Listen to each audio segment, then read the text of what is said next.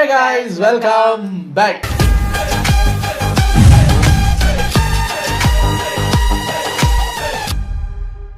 எனக்கு நாங்கள் எந்த வீடியோக்கு ரியாக்ட் பண்ண போகிறோம் அப்படின்னு பார்த்தீங்கன்னா, என்னங்க விட்டா பெரிய கேப்பாக விடுறீங்க, இல்லை போட்டால் அடுத்தடுத்தா வந்துக்கிட்டே இருக்குது. திருப்பி கமெண்ட் செக்ஷனில் பல கமெண்ட்ஸு. பாட்காஸ்ட் தமிழில் லியோ வீடியோ பாகம் எத்தனை 11 12 தெரியல, அந்த பாகம் வந்துருச்சு, போய் பார்த்து ரியாக்ட் பண்ணுங்கன்னு சொல்லிக்கிட்டே இருந்தீங்க. வந்துருச்சா அப்படின்னு போய் பார்த்தா இப்போ தான் ஒரு 2 நாள் தான் அந்த வீடியோ போட்டு, அதுக்குள்ளே அடுத்த வீடியோ போட்டார். ஃபுல்லாக ஒரே இதாக ஒரு நாள் கெப்பு விட்டு இந்த லியோவை முடிச்சிருவோம் அப்படின்னு வந்திருக்காரு போல். This is called alter ego. நான் வர்றேன்டா பழைய லியோதாஸ் ஆக, அதான் டைட்டில். ஆல்டர் ஈகோவை பற்றி பேச போகிறாங்கன்னு நினைக்கிறேன். சரி வாங்க, இது ஒரு 20 மினிட்ஸ் வீடியோங்கிறதுனால டக்குன்னு பார்த்துட்டு ரெடி. நடிக்கிறது ஒரு அளவு இருக்கு, அது ஒரு பிரேக்கிங் பாயிண்ட் வரைக்கும் தான். அந்த பிரேக்கிங் பாயிண்ட் தொட்டதுக்கு அப்புறம் யாராலையும் அதுக்கு மேல அடிக்க முடியாது. ஏன்னா அந்த அளவுக்கு மன வலிமை யாருமே கிடையாது. எனக்கு தெரிஞ்சு பார்த்திபன் நடிக்கலாம். தென் லியோ இப்படிலாம் எல்லாரையும் நம்ப வச்சு அதுக்கப்புறமா நெப்போலியனுக்கு அடிபட்டுருச்சு அப்படிங்கிற மாதிரி ஆல்ரெடி அடிபட்ட நெப்போலியனை ஹாஸ்பிட்டல்ல சேர்த்துட்டு நம்மளோட கோபத்தினால நம்மள மீறி லியோ வெளியில வந்ததால இப்படி எல்லாமே சொதப்பிருச்சு, ஐ மீன் இது எல்லாமே கையை மீறி போயிருச்சு, ஆந்தனியை கொன்னதால பெரிய பிரச்சனை வரப்போகுது அப்படிங்கிற ஒரு எண்ணத்துல அங்க சோகமா தலை குனிஞ்ச மாதிரி பார்த்திபன் நிக்கிறாரு. ஆனா அதுக்கப்புறமா அவங்களுக்குள்ள அந்த கான்வர்சேஷன், நெப்போலியனுக்கு பெட் ரெஸ்ட் தேவை, நான் அவரை பாத்துக்கிறேன், நெப்போலியன் நீட்ஸ் பெட் ரெஸ்ட், நான் இருக்கேன், நான் அவரை பாத்துக்கிறேன். அண்ட் இதுக்கப்புறமா ஜோஷி ஒன்னு சொல்லுவாரு, ஆனா இவனுங்க நிறுத்த போறது இல்ல, ஈசல் கூட்டம் மாதிரி உடனே வந்துட்டே தான் இருப்பாங்க. இவனுங்க ஈசல் கூட்டம் மாதிரி நிறுத்தாம வந்துகிட்டே இருப்பாங்க. அதாவது இவர் என்ன மீன் பண்றாருன்னா, ஈசல் கூட்டம்லாம் எப்படி செத்து போனாலும் செத்து போயிருவோம்னு தெரிஞ்சும் கும்பலா அதே இடத்துக்கு வருங்க. சேம் அதே விஷயத்தை தான் அங்க ஜோஷி. அண்ட் ஒரு விஷயம் நீங்க மைண்ட்ல வச்சுக்கணும், இப்ப லியோவும் ஜோஷியும் பர்சனலா பேசிக்கிட்டு இருக்காங்க. அதாவது அவர் லியோவாவும் இவர் ஏஜென்ட் ஜோஷியாவும் பேசிக்கிட்டு இருக்காங்க. இதை மைண்ட்ல வச்சுக்கோங்க. இவனுங்க எத்தனை பேரை நீ கொன்னு போட்டாலும் அவனுங்க ஈசல் கூட்டம் மாதிரி வந்துகிட்டே தான் இருப்பாங்க உன்னை தேடி. அண்ட் இது மூலமா நீ கொலைகாரன் ஆகிக்கிட்டே தான் போவ. 50 பேர் 60 பேர் கொன்னாலும் உன்னோட கில்லிங் கவுண்ட் தான் கூடிக்கிட்டே போகுமே தவிர 100 150 போகுமே தவிர அவனுங்க நிறுத்த மாட்டாங்க அப்படிங்கிற ஒரு விஷயத்தை அவர் அங்க சொல்றாரு ஜோஷி லியோ கிட்ட. ஆனா இவனுங்க நிறுத்த போறது இல்ல, ஈசல் கூட்டம் மாதிரி உடனே வந்துட்டே தான் இருப்பாங்க. தென் அதுக்கப்புறமா இப்போதைக்கு உன் பையனுக்கு ஒன்றும் ஆகாது, இப்போதைக்கு உன் பையனுக்கு எதுவும் ஆகாதுன்னு எந்த கான்பிடென்ட்ல சொல்றாரு, எந்த அர்த்தத்துல சொல்றாருன்னா, ஏன்னா பையனை கூட்டின்னு போனது பலி கொடுக்கறதுக்கு, பலி கொடுக்கிறவனையே கொன்னாச்சு. இதுக்கப்புறம் சித்தார்த்த கொலை பண்ணணும்னா அதுக்கு பெரிய தைரியம் வேணும். ஏன்னா சித்தார்த் லியோவுடைய பையன். பார்த்திபன் எப்படி ஆந்தனியை கொன்னா ஹேரால் மூலமா பெரிய பிரச்சனை வரும்னு இப்ப பயந்துகிட்டு இருக்காரோ, அதை விட பல மடங்கு பயம் அவங்களுக்கு இருக்கும். சித்தார்த்துக்கு எதுவும் ஆச்சுன்னா இவன் டோட்டலாவே நம்மளை அழிச்சிருவான், அவன் நம்ம கிட்ட ஷீல்டா இருக்கிற வரைக்கும் தான் நமக்கு பாதுகாப்பு அப்படிங்கிற ஒரு எண்ணம் அவங்களுக்கு இருக்கும். சோ அது வந்துட்டு ஜோஷிக்கு தெரியும். சோ அந்த ஒரு கான்பிடென்ட்ல தான், லியோவுடைய பையன் அப்படிங்கிற ஒரு கான்பிடென்ட்ல தான் கண்மூடித்தனமா மூட நம்பிக்கையில கொலை பண்றதுக்கு எவனும் இல்ல, பயப்படுறவங்க தான் இனிமே இருக்காங்க அப்படிங்கிற ஒரு நம்பிக்கையில தான் அவனுக்கு எதுவும் ஆகாதுங்கிறத வந்துட்டு அவர் சொல்றாரு. இப்போதைக்கு உன் பையனுக்கு ஒன்றும் ஆகாது, ஒரு ஃபுல் ஃபோர்ஸ் இருக்கு, அவனை தேடி கண்டுபிடிச்சிடலாம். தென் அப்புறமா ஒரு ஃபுல் ஃபோர்ஸ் இறக்கி கண்டுபிடிச்சிடலாம் அப்படிங்கிற மாதிரியும் சித்தார்த்த கண்டுபிடிக்கிறதுக்கான ஒரு சொல்யூஷனும் சொல்றாரு. ஏன்னா நீ அதை பண்ண வேண்டாம், நீ அவங்களையெல்லாம் கொன்னு உன் பையனை காப்பாற்ற வேண்டாம். பிகாஸ் ஏன்னா ஜோஷியோட ஜாபே லியோவை பார்த்திபனாவே வச்சுக்கிறது தான், லியோவா அவரை ஆக விட கூடாதுங்கிறது தான், இந்த சிச்சுவேஷனை ஏற்படுத்த கூடாது அப்படிங்கிறது தான். சோ அதனால நாங்க பாத்துக்கிறோம், நீ அமைதியா இரு அப்படிங்கிற மாதிரி அங்க சொல்றாரு. தென் அதுக்கப்புறமா நீங்க இருக்க கூடாது, நீங்க இருக்க உனக்கு தான் ஆபத்து. இந்த ஒரு வார்த்தையை அவர் சொன்ன உடனே லியோ நிமிர்ந்து ஜோஷியை பாப்பாரு. சோ இதுக்கு என்ன அர்த்தம்னா, உனக்கு ஆபத்துன்னு சொல்றாருல, அதுக்கு என்ன அர்த்தம்னா, நீ இன்னைக்கு நைட்டு கோபப்பட்டு இத்தனை பேரை கொண்டிருக்க, இதுபுறம் அவனுங்களும் சாவ வந்துகிட்டே தான் இருப்பாங்க, நீ கொன்னு உன் வாழ்க்கையே நரகமாயிரும், திரும்பவும் ரத்தமாயிரும் உன்னோட வாழ்க்கை. ஏன்னா நீ அமைதியா வாழணும்னு நினைக்கிற, லியோவா வாழக்கூடாதுன்னு நினைக்கிற, லியோ வெளியில வரக்கூடாதுன்னு நினைக்கிற இந்த ஒரு அழகான வாழ்க்கை நரகம் ஆவறதுக்கு நீ விருப்பப்படல. சோ நீங்க இருந்தா அது உனக்கு தான் ஆபத்து. நீ நினைக்கிற வாழ்க்கையை உன்னால வாழ முடியாம போயிரும், அவனுங்களே தான் கொன்னு உன் வாழ்க்கையே நரகமாயிரும், அது உனக்கு ஆபத்தாயிரும் அப்படிங்கறத தான் அவர் அங்க சொல்றாரு. உனக்கு ஆபத்துன்னு லியோவுடைய உயிருக்கு ஆபத்து அப்படிங்கறத அவர் குறிப்பிடல. உன்னால மத்தவங்க உயிருக்கு ஆபத்து, அது உன்னோட அமைதியான வாழ்க்கைக்கு ஆபத்து அப்படிங்கறத அவர் குறிப்பிடுறாரு. நீங்க இருக்க கூடாது, நீங்க இருக்க உனக்கு தான் ஆபத்து. ஆனா அதுக்கு இன்ஸ்டன்டா லியோ கிட்ட இருந்து இப்படி ஒரு பார்வைக்கான அர்த்தம். சேம் அந்த காஃபி ஷாப் ஃபைட்ல லியோ அவரை மீறி வெளியில வந்து கொலை பண்ணி அதுக்கப்புறமா அவர் அதை ரியலைஸ் பண்ணி வருத்தப்பட்டு அதுக்கப்புறமா ஜோஷி வரும்போது அவர் ஒரு பார்வை பாப்பார் இல்லையா, சேம் அதே பார்வை தான் இங்கேயும். சேம் அதே விஷயங்கள் தான் இங்கே நடந்திருக்கு. தன்னை மீறி லியோ வந்து பண்ணக்கூடாததெல்லாம் பண்ணி இப்படி பண்ணிட்டேன்னு வருத்தப்பட்டுக்கிட்டு இருக்காரு. ஜோஷியா அப்படி ஒரு பார்வை பார்க்காரு, ஒரு பார்த்திபனா பார்க்காரு. இப்படி ஆயிப்போச்ச லியோ வந்து இப்படி பண்ணிட்டான அப்படிங்கிற மாதிரி ஒரு பார்வை. தென் அதுக்கப்புறமா ஜோஷி சொல்றாரு, நான் ஒரு கார் அரேஞ்ச் பண்ணிருக்கேன், அது உன் வீடு வாசல்ல நிக்குது, கையில என்ன பொருள் கிடைக்குதோ எடுத்து கிளம்பு now. அண்ட் இப்படி ஒரு வார்த்தையை, அதாவது நீ கையில கிடைக்கிற பொருட்களை எடுத்துட்டு இங்க இருந்து கிளம்பிரு அப்படிங்கிற மாதிரி இப்படி ஒரு வார்த்தையை ஜோஷி சொல்லி முடிக்கும் போது அவருடைய பார்வையை பாருங்க. அப்படி வேற மாதிரி ஊரை விட்டு போக சொல்றீங்களா வரைக்கும் ஒரு அப்பவியான பார்வையா இருந்தது, இப்போ வேற மாதிரி ஒரு பார்வை இருக்குது. அந்த முகங்களோட டிஃபரன்ஸ்ல தெரியும் நினைக்கிறேன் உங்களுக்கு. ஃபர்ஸ்ட் பார்த்திபனா உன்னோட இந்த அமைதியான வாழ்க்கை உன் கையை விட்டு போயிரும், நீ லியோவா மாறிடுவ அப்படின்னு ஜோஷி சொன்னதால பயத்தோடையும் பதட்டத்தோடையும் பாவமா ஒரு பார்வை பாப்பாரு பார்த்திபனா. அண்ட் அடுத்த செகண்டே அவங்க வருவாங்க, அவங்கள வர்றதுக்கு முன்னாடி அவங்களுக்கு பயந்து கையில கிடைக்கிறத எடுத்துட்டு இங்க இருந்து கிளம்பிரு நீ அப்படின்னு ஜோஷி சொன்னதும் லியோவா ஒரு ரியாக்ஷன். அங்க இவனுங்களுக்கு பயந்து நான் ஓடணுமா, இவனுங்கெல்லாம் ஒரு ஆளா, எல்லாரையும் நான் கொன்னு போட்டு என் பையனை காப்பாத்தி என் பிரச்சனையை நான் முடிப்பேன், என்ன பார்த்து தான் அவனுங்க பயப்படணும், அவனுங்களுக்கு பயந்து நான் ஓட மாட்டேன், நீ என்ன ஓடி ஒளிய சொல்ற அப்படிங்கிற மாதிரி ஒரு ரியாக்ஷன் அங்க கொடுக்குறாரு. அதாவது 2 செகண்டுக்கு முன்னாடி ஒரு ரியாக்ஷன், 2 செகண்டுக்கு அப்புறமா அதுக்கு ஆப்போசிட்டா ஒரு ரியாக்ஷன். 2 கேரக்டரா 2 பிஹேவியர்ஸ் வெளிப்படுத்துறாரு. அதாவது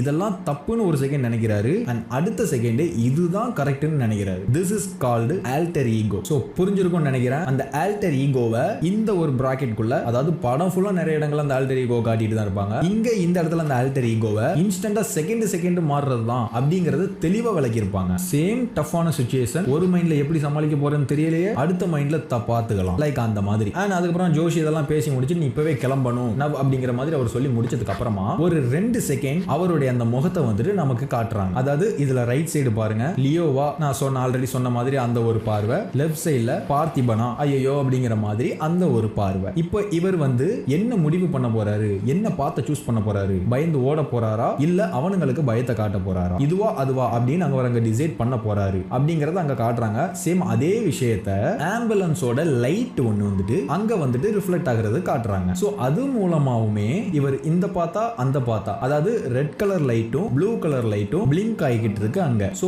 அது மூலமாவுமே இவர் ரெட் பார்த்த சூஸ் பண்ண போறாரா அல்லது ப்ளூ பார்த்த சூஸ் பண்ண போறாரா, அதாவது பார்த்திபனா லியோவா அப்படின்னு டிசைட் பண்ணக்கூடிய சிச்சுவேஷன்ல இருக்காரு அப்படிங்கறத அந்த லைட் மூலமாவும் காட்டுறாங்க. அண்ட் இந்த லைட் எஃபெக்ட் வந்துட்டு சேம் போலீஸ் ஸ்டேஷன் சீன்லயுமே அந்த போலீஸ்காரனை சங்க பிடிச்சு மரத்துல வச்சு ஏந்தும் போது அங்கேயும் காட்டியிருப்பாங்க. சங்க பிடிச்சு தூக்கி நிப்பாரு, ஆல்மோஸ்ட் அவர் கொஞ்சமா செத்துட்டு வராரு. அங்க லியோவா பார்த்திபனான்னு ரெட்டா ப்ளூவா இவனை கொல்லலாமா விட்டுலாமா, இவனை கொன்னா பெரிய பிரச்சனை ஆயிரும் அங்க ஜோசி சொல்லிக்கிட்டே இருப்பாரா.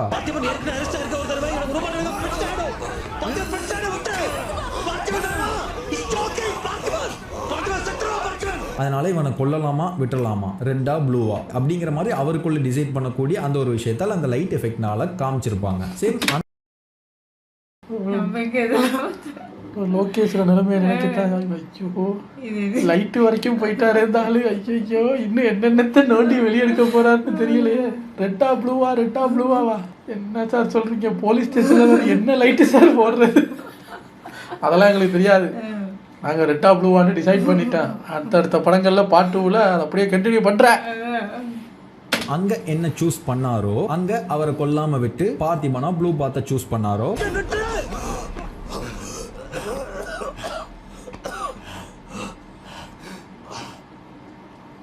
அதே மாதிரி தான் இங்க இவர் திங்க் பண்ற மாதிரி ரெட்டா ப்ளூவான்னு இருக்கு. கட் பண்ணா அடுத்த சீன்ல அவர் உட்கார்ந்திருக்காரு, பக்கத்துல வந்துட்டு பேக்ஸ் எல்லாம் இருக்கு. சோ வந்துட்டு அவர் கையில கிடைக்கிற பொருட்களை எடுத்துட்டு கிளம்பலான்னு தயாராயிட்டாரு. அதாவது அந்த போலீஸ்காரனை கொல்லாம விட்ட மாதிரி, பார்த்திபனை சூஸ் பண்ண மாதிரி, ப்ளூ பார்த்த சூஸ் பண்ண மாதிரி இங்கேயும் அதே தான் பண்ணி இருக்கிறாரு. கையில என்ன பொருள் கிடைக்குதோ எடுத்து கிளம்பு now.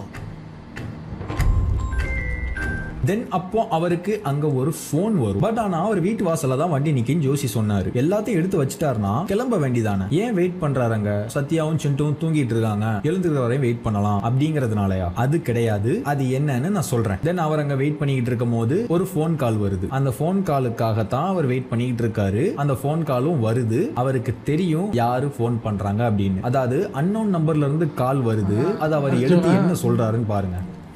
யாருன்னு கேக்குறாரு. இவர் இப்போ ஒன்னும் தெரியாம கேஷுவலா பயத்துல உட்காந்துருக்காரு. ஏதோ ஒரு அன்னோன் நம்பர்ல இருந்து போன் வருதுன்னா ஹலோ யாருன்னு கேக்குறது தான் கேஷுவலான வேர்டே. அதுதான் எடுத்த உடனே நீங்க யாரு எனக்கு தெரியலையே, புது நம்பர்ல இருந்து கால் வருது, நீங்க யாருன்னு அது நடிக்கிற மாதிரி இருக்கு. ஏன்னா அவருக்கு தெரியும் ஹேரால் எப்படியும் கால் பண்ணுவான், அவன் எங்க போனாலும் நம்மளை விட மாட்டான் அப்படின்னு அவருக்கு தெரியும். இப்போ நம்ம ஓடி போறதும் வேஸ்ட் தான் அப்படின்னு அவருக்கு தெரியும். அதனால அவர் அங்க வெயிட் பண்றாரு, ஏதாவது நடக்குதான்னு பார்ப்போம். சோ எடுத்த உடனே ஒரு பார்த்திபனா என்னன்னு தெரியாத மாதிரி யாருன்னு கேக்குறாரு. நீ வேணும்னு தான் யாருன்னு கேக்குற, நீ நடிக்கிற, நீ யாருன்னு எனக்கு தெரியும் அப்படிங்கிற மாதிரி ஒரு 2 செகண்ட் ஹேரால் கேப் விடுறாரு. அதுக்கப்புறமா லியோன்னு சொல்றாரு.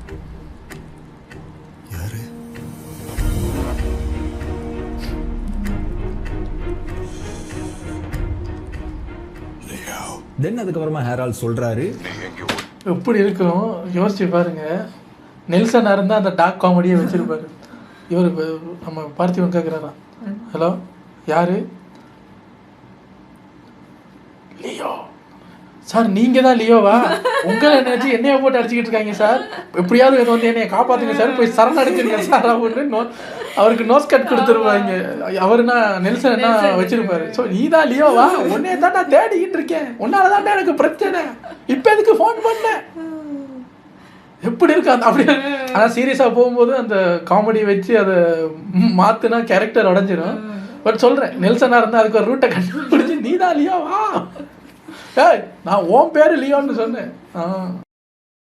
போய் ஒளிஞ்சாலும் உன்னை தேடி நான் இங்கே வருவேன், உனக்கு நல்லா தெரியும். அதாவது லியோ என்ன நினைச்சாரோ, எதுக்காக இன்னும் கிளம்பாம வெயிட் பண்ணிக்கிட்டு இருக்காரோ அதை அவர் சொல்றாரு. அது உனக்கே தெரியும். அதாவது லியோவும் அதை நினைச்சிட்டு தானே அவருக்கு தெரிஞ்சானே வெயிட் பண்ணிட்டு இருக்காரு. அதையும் அவர் சொல்றாரு, அது உனக்கே தெரியும், நீ எங்கே ஓடி போய் ஒளிஞ்சாலும் உன்னை நான் விட மாட்டேன் அப்படிங்கிறதையும் ஹேரால் சொல்றாரு. அண்ட் நான் உன்னை தேடி வருவேன் ஹேரால் இப்படி சொல்லும் போது ஒரு பார்த்திபனா அவர் கண் கலங்குறாரு, பயப்படுறாரு. தப்பா டிசைட் பண்ணிட்டோமோ, இந்த இடத்துல நம்ம பார்த்திபன் பார்த்த சூஸ் பண்ணிருக்க கூடாதோ, எப்படியும் விஷயம் கையை மீறி வந்ததால இப்பவும் கையை மீறி போக விட்டுருக்கணுமோ, தப்பான ப்ளூ பார்த்த சூஸ் பண்ணி பண்ணிட்டோமோங்கிற மாதிரி அங்க அவர் அந்த சொன்னதுக்கு அப்புறமா, அதாவது நான் உன்னை தேடி வருவேன் எங்க போனாலும் அப்படிங்கறத அவர் சொன்னதுக்கு அப்புறமா அவர் அங்க அந்த ரியாக்ஷனை கொடுக்காரு, தப்பான பார்த்து சூஸ் பண்ணிட்டோமோ அப்படிங்கிற மாதிரி. ஏன்னா ஹேரால் தாஸுக்கு முக்கியமான அவருடைய அண்ணனை கொண்டிருக்கோம் நாம. சோ கண்டிப்பா சும்மா இருக்க மாட்டான். நம்ம ஜோசி சொல்ற மாதிரி ஓடி போய் ஒளிகிறதெல்லாம் வேஸ்ட்னு அவருக்கு தெரியும். பட் இருந்தாலும் ஜோசி பேச்சை கேட்டு பார்த்திபனா ஒரு டிசைட் பண்ணாரு, அது தப்புங்கிறத அங்க ஃபீல் பண்றாரு. தென் அதுக்கப்புறமா ஹேரால் இப்படி ஒரு விஷயத்த சொல்றாரு, எனக்கு தேவை உங்க தோசரதான். என் ஈகோ வரிசை உன் குடும்பத்தை எழுதுறாத. உனக்கு உன் பையன் வேணும்னா எனக்கு என் அண்ணன் வேணும். அவரை இங்கே கூட்டு வந்துட்டு உன் பையனை கூட்டு போ. இங்க இவர் இதை அப்படி சொல்லும் போது லியோவுடைய ரியாக்ஷன் வந்துட்டு தலையாட்டுறாரு. அவர் லியோவுக்கு வழிவிடுறது தான் கரெக்ட், ரெட் பாத்தை சூஸ் பண்றது தான் கரெக்ட். ஓகே எனக்கு இப்ப தெரிஞ்சிச்சு, நான் தப்பா முடிவு பண்ணிட்டேன், நீ சொல்ற மாதிரி நானே அங்க வரேன், பாத்துக்கிறேன், ரெட் பாத்துல போலாம் அப்படிங்கிற மாதிரி ஒரு ரியாக்ஷன் பண்றாருங்க. உனக்கு உன் பையன் வேணும்னா எனக்கு என் அண்ணன் வேணும். அவரை இங்கே கூட்டு வந்துட்டு உன் பையனை கூட்டு போ. தென் அதுக்கப்புறமா போன் எடுத்துட்டு யோசிக்கிறாரு, லியோவா மாறிடலாம், ரெட் பாத்தை சூஸ் பண்ணி அங்க போய் இவனுங்களை எல்லாம் முடிச்சுட்டா அதுக்கப்புறம் பிரச்சனை இல்ல, அதுக்கப்புறம் அமைதியா வாழ்ந்துக்கலாம் அப்படின்னு யோசிக்கிறாரு. டிசைட் பண்றதுக்கு முன்னாடி ஃபேமிலிய ஒரு பார்வை பாக்குறாரு, சத்யாவையும் சிண்டுவையும் ஒரு பார்வை பாக்குறாரு. இது சேம் மார்க்கெட் ஃபைட் சீன்ல அவர் லியோவா மாறுறதுக்கு முன்னாடி அவரை ஒரு இடத்துல வச்சு லாக் பண்ணிடுவாங்க. இப்போ வந்துட்டு அவர் லாக் பண்ணி தான் இருக்காரு, அவருக்கு வேற சாய்ஸே கிடையாது. சேம் அதே மாதிரியே அங்க பிசிக்கலா அவரை லாக் பண்ணி வச்சிருப்பாங்க, அவருக்கு வேற சாய்ஸே கிடையாது அப்படிங்கிற மாதிரி இருக்கும். அப்ப லியோவை வெளியில கொண்டு வர்றதுக்கு முன்னாடி ஃபேமிலிய ஒரு பார்வை பாப்பாரா, சேம் அதே மாதிரியே இங்க பாக்குறாரு. ஒன் லாஸ்ட் டைம் லியோவை வெளியில கொண்டு வந்து ரெட் பாத்தை சூஸ் பண்ணி எல்லாரையும் கிளியர் பண்ணிட்டு வந்துடுறேன் அப்படிங்கிற மாதிரி ஒரு பார்வை பாக்குறாருங்க. அவரை இங்கே கூட்டு வந்துட்டு உன் பையனை கூட்டு போ.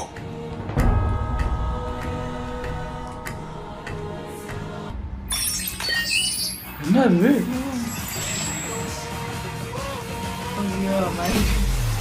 அது பென்டனோட வாட்ச் தானே. அப்படி கட் பண்ணா ஆந்தனி தாஸோட உடம்ப ஆம்புலன்ஸ்ல வச்சு தாசன் கோ கொண்டு போறதுக்காக லியோ கிட்ட கொடுக்கிறாரு குமார். குமாரும் வந்துட்டு ஒரு ஏஜென்ட், இவர் லியோ இன்னொரு ஆளு அப்படிங்கறது நமக்கு தெரியும், நம்ம ஆல்ரெடி பார்த்திருந்தோம். தென் குமார் சுத்தி முத்தி பாக்குறாரு. ஏன் அப்படி பாக்குறாருன்னா அவர் அன்அபிஷியலா இங்க லியோவுக்கு ஹெல்ப் பண்றாரு. போலீஸ் கஸ்டடியில இருக்க வேண்டிய ஒரு டெட் பாடியை அவர் அன்அபிஷியலா இல்லீகலா தான் லியோ கிட்ட கொடுக்கிறாரு. போய் இதை கொடுத்துட்டு பையனை கூட்டிட்டு வாங்க அப்படிங்கிற மாதிரி லியோவுக்கு ஹெல்ப் பண்றாரு ஏஜென்ட் குமார். இந்த வீடியோ பார்த்தா குமார் யோசிப்பாரு, நான் ஏஜென்ட் லோகேஷே என்கிட்ட சொல்லலையே, நல்ல மனுஷன், எனக்கு ஒரு பதவி போட்டு கொடுத்துருக்க பார்த்தியா அப்படின்னு உங்ககிட்ட கேட்க போறாரு. இருந்துட்டு போங்க சார், பாட்டு வர்ற வரைக்கும் நாங்க சொல்றதுதான் கதை, நீங்க ஏஜென்ட் குமார் தான், நான் சொல்றேன் நீங்க தான் ஏஜென்ட் விக்ரமோட தம்பி, ஏஜென்ட் விக்ரம் குமார். லியோட தம்பியே நீங்க தான். இல்லை விக்ரமோட, நான் ஏஜென்ட்டுக்கு ஏஜென்ட் இல்லை. ஸோ நீங்கள் தான் ஏஜென்ட் விக்ரமோட தம்பி. எழுதுவோம் இஷ்டத்துக்கு கதையை யாரு கேட்குறது? சீக்கிரம் பையனை கூப்பிடுவாங்க.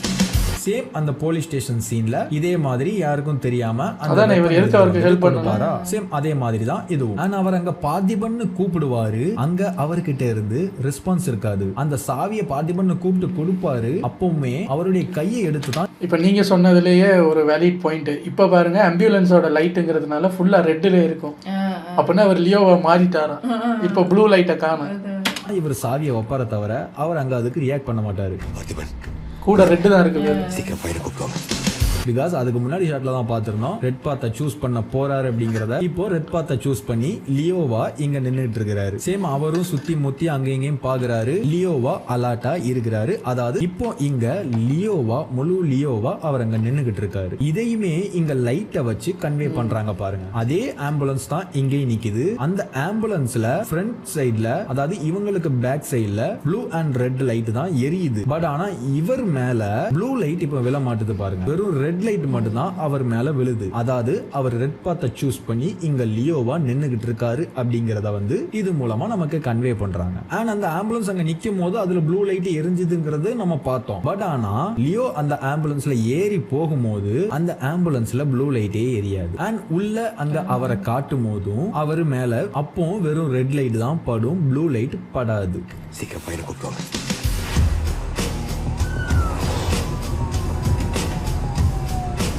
ஸோ இது மூலமா இப்போ அவர் ரெட் பாத்தை சூஸ் பண்ணி லியோவா மாதிரி போய்கிட்டு இருக்கிறாரு. வெறும் ரெட் மட்டும்தான், வெறும் லியோ மட்டும்தான், இப்போ பார்த்திபன்லாம் கிடையாது அப்படிங்கறத வந்துட்டு இது மூலமா நமக்கு கன்வே பண்றாங்க. பட் அப்போ அப்படின்னா இவர் இங்க ஆம்புலன்ஸ்ல போய்கிட்டு இருக்கும் போது லியோவா தான் போறாரு அப்படின்னா எதுக்காக மூஞ்சி சோகமா இருக்கு, எதுக்காக எதையோ யோசிச்சுக்கிட்டு இருக்கிறாரு அப்படின்னு கேட்டீங்கன்னா, பிகாஸ் இப்போ முழு லியோவா தான் தாசனுக்கோ போய் ஆகணும். மிக்ஸ்டா பார்த்திபனால அங்க போயிட்டு வர முடியாது. அதனால முழுசா லியோவா தான் போறாரு. பட் ஆனாலும் நாம இன்னும் லியோ இல்ல, பார்த்திபன் தான் அப்படிங்கறத ப்ரூஃப் பண்ணுவோம் அப்படிங்கிற ஒரு எண்ணத்திலையும் இருக்கிறாரு. பிகாஸ் அவருடைய பையனும் அங்க போய் உடனே லியோ ஒத்துக்க மாட்டாரு. அவர் அங்க தன்னை எக்ஸ்போஸ் பண்ணிக்க முடியாது. லியோவா இருந்து நான் பார்த்திபன் தான் அப்படின்னு இனிமே நடிச்சு காட்ட போறாரு. சோ ஒரு அப்பாவியா அவர் தன்னை காட்டிக்கணும் லியோ. சோ அதுக்காக இப்பவே தன்னை தயார்படுத்திக்கிறாரு. அதுக்கான யோசனையிலையும் அதுக்கான முகபாவனையிலும் முடிஞ்ச வரைக்கும் லியோ இல்லன்னு சொல்லி பார்ப்போம். முடியாத பட்சத்துல லியோவா என்ன பண்ணணுமோ பண்ணிட்டு வந்துருவோம் அப்படிங்கிற மாதிரி அங்க இருந்து தாசன்கோக்கு கிளம்புறாரு லியோ. தென் லியோ அவரை அப்பாவியா தயார்படுத்திட்டு தாசன்கோக்குள்ள நுழையிறாரு. தாசன்கோக்குள்ள எல்லாத்தையும் புதுசா பாக்குற மாதிரி பாக்குறாரு. அப்பாவியா இருக்கிறாரு, அப்பாவியா பேசுறாரு. இங்க எல்லாத்தையும் அவர் புதுசா பாக்குற மாதிரி பாக்குறாருல, அதுக்கு இன்னொரு அர்த்தம் என்னன்னா பழைய ஃபேக்டரியை தான் அவர் கொளுத்திட்டு போயிட்டாரு. அது வேற மாதிரி இருக்கும். இது புது ஃபேக்டரி. இப்போ அவங்க புதுசா ரெடி பண்ணி ஓட்டிக்கிட்டு இருக்க ஃபேக்டரி. அதையும் ரொம்ப நாள் கழிச்சு புதுசா கட்டியிருக்கீங்க போல, ஓஹோ அப்படியா அப்படிங்கிற மாதிரி ஒரு எண்ணத்திலையும் பாக்குறாரு. ஏன்னா அப்பாவியா நடிச்சுக்கிட்டு இருக்க முழு லியோ தானே அங்க போய்கிட்டு இருக்கிறாரு. இதையும் முடிச்சிடலாம், இந்த புது ஃபேக்டரியிலையும் முடிச்சிடலாங்கிற ஒரு எண்ணத்துல தானே வந்திருக்கவே செய்யறாரு. அதனால சும்மா அப்படி சுத்தி பாக்குறாரு.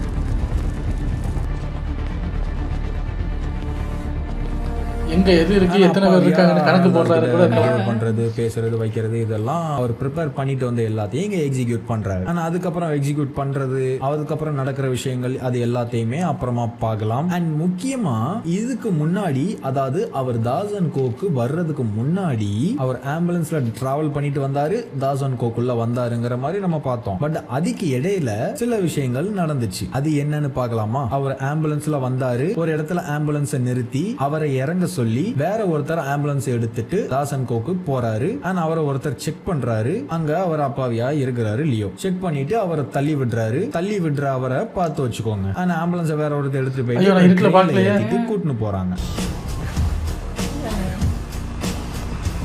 கொண்டு வச்சிருக்காரு.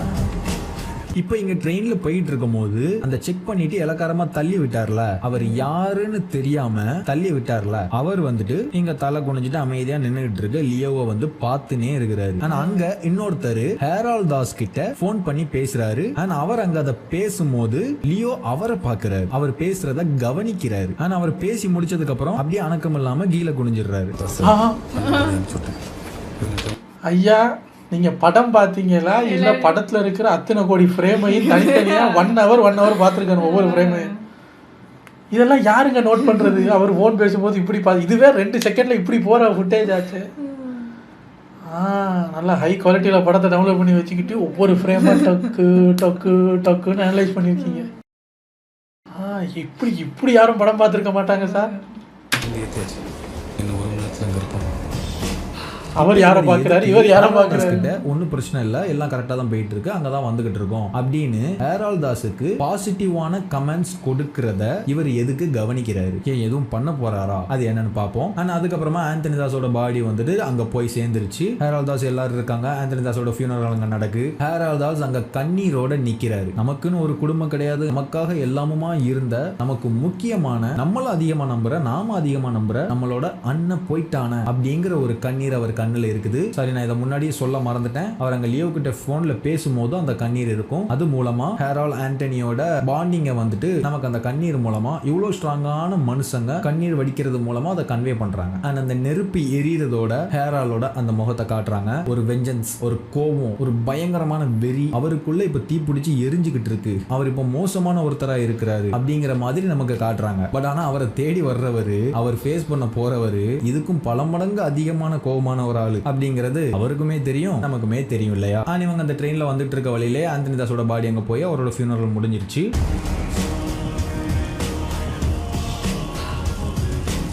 இப்போ அந்த ட்ரெயின்ல 1 ஹவர்ல அவர் வந்துருவான்னு சொல்லியிருக்காரு. 1 ஹவர் டிராவல் பண்றாங்க, நின்னுகிட்டு இருந்தாங்க. அதுக்கப்புறமா சீட் கிடைச்சு உக்காந்துருக்காங்க. இப்போ எல்லாருமே லியோவை பார்த்துக்கிட்டே இருக்கிறாங்க. நான் சொன்ன அந்த தள்ளி விட்டாரு பாத்தீங்களா ஒருத்தர், அவரும் லியோவை பாக்குறாரு. சேம் நின்னுகிட்டு இருக்கும் போதும் பார்த்துக்கிட்டு இருந்தார்ல, அதே இப்போ பண்றாரு. அதாவது முறைச்சு பார்த்துக்கிட்டு இருக்காரு. அதுக்கப்புறமா லியோ வந்துட்டு மொல்லமா திரும்பி அவரை பாக்குறாரு. தென் கட் பண்ணா அவர் தாசன் கோலுக்குள்ள என்ட்ரி ஆகுறாரு அப்படிங்கிற மாதிரி காட்டியிருக்காங்க. இதுக்கு முன்னாடி பார்த்தோம், இப்படி ஒரு கட்டுக்கு இடையில என்னென்னலாமோ திருப்பங்கள் இருந்துச்சு, என்னென்னலாமோ விஷயங்கள் இருந்துச்சு, எப்படிலாமோ நம்மளை குழப்புச்சு. சேம் அதே மாதிரியே இந்த கட்டுக்கு இடையில எதனா இருக்குமா? நம்ம பிளான் படி எல்லாம் போய்கிட்டு தான் இருக்கு, நாங்க வந்துகிட்டு தான் இருக்கோம். அவர் மெசேஜ் ஹேரால்ட் தாஸுக்கு பாசிட்டிவா பாஸ் பண்ணதுக்கு அப்புறமா அதுவரையும் வெயிட் பண்ணிட்டு இருந்துட்டு லியோ அதை கவனிச்சு முடிச்சதுக்கு அப்புறமா இலக்காரமா தள்ளி விட்டவனை திரும்பி பாக்குறாரு லியோ. அதுக்கப்புறம் இப்படி உள்ள வர்ற மாதிரி காட்டுறாங்களா. அந்த கட்டுக்கு இடையில அங்க அவர் பார்த்ததுக்கு அப்புறம் எதுவும் பண்ணாரா? அந்த தள்ளி விட்டது அதுக்கப்புறம் உயிரோட தான் இருக்கிறாரா? இவர் தாசன் கோக்குள்ள என்ட்ரி ஆகும்போது அந்த ஒருத்தர் இருக்கிறார்ல, சித்தார்த்தை கூட்டிட்டு வந்தவர் ஆந்தனிக்கு, அதாவது தாசன் கோக்கு விசுவாசமான ஒரு ஆளு, அவர் வந்துட்டு லியோவை வாங்க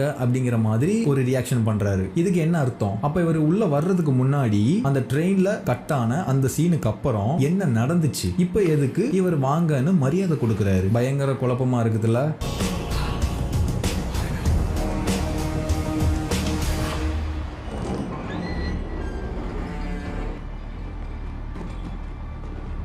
இந்த குழப்பத்தில் இந்த வீடியோ முடிக்கலாம்னு நினைக்கிறேன்.